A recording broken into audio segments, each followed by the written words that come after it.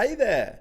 In this episode of Analytics Academy, I'm going to show you how you can use a tool called Attributor to capture lead source data in Attio so that you can ultimately track where all your leads and customers are coming from. Let's jump in.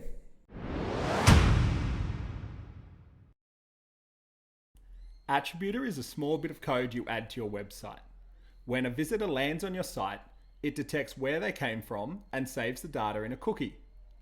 Then when they complete a form on your website, it writes the data into hidden fields in the form, and the data is captured by your form tool and can be sent to your CRM and other tools. Finally, you can use this data to run reports that show things like how many leads you got from your Google ads, how many customers you got from your Facebook ads, or how much revenue was generated from your SEO efforts. Now that you understand how it works, let's see how easy it is to set up. When you sign up for a free trial, you'll get given a bit of code to add to your website. Depending on what website builder you are using, you should just be able to copy it, go to the settings section, and paste it in. You can also use tools like Google Tag Manager to add it in as well. Now go to the tool you use to power the lead capture forms on your site. We use Gravity Forms ourselves, but the process is similar for Wix Forms, Typeform, Webflow Forms, and more.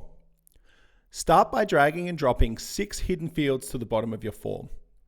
Once added, open up each of these form fields and give it a name and a default value. That's it, you're done. Now when someone completes a form on your website, Attributor will write information on where they came from into these hidden fields, and it will be captured by your form tool. You can then send it into Attio, store it in a spreadsheet, see it in your email notifications, whatever else you need.